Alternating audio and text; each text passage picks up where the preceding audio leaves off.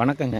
இந்த குப்பைகள் எல்லாமே வந்து நீங்கள் வாங்குறீங்க. அது எப்படி வந்து சரியான குப்பை அப்படின்னு கண்டுபிடிக்கிறதுன்னு பார்த்தீங்க அப்படின்னா, அதில் எந்த உருவமைப்பும் இருக்கக்கூடாது. பாரு, இது சாணியினுடைய உருவம் நமக்கு தெரியுது. இது பாருங்கள், இது வந்து புழக்கையினுடைய உருவம் தெரியுது.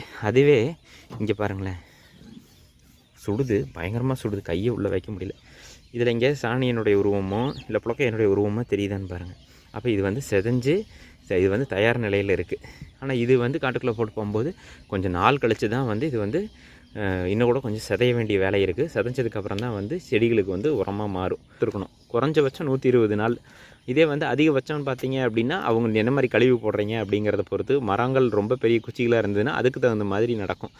காற்றோட்டம் நிறையா கொடுத்து ஓரளவுக்கு ஈரப்பதம் இருந்தது அப்படின்னா 120 நாள் கண்டிப்பாக சாத்தியமே. இப்போ இது வந்து நீங்கள் பார்த்து வாங்கணும். வாங்கும் பொழுது நல்லா அந்த உருவம் இல்லாமல் மண் மாதிரி இருக்கா அப்படின்றத பார்த்து வாங்கணும்.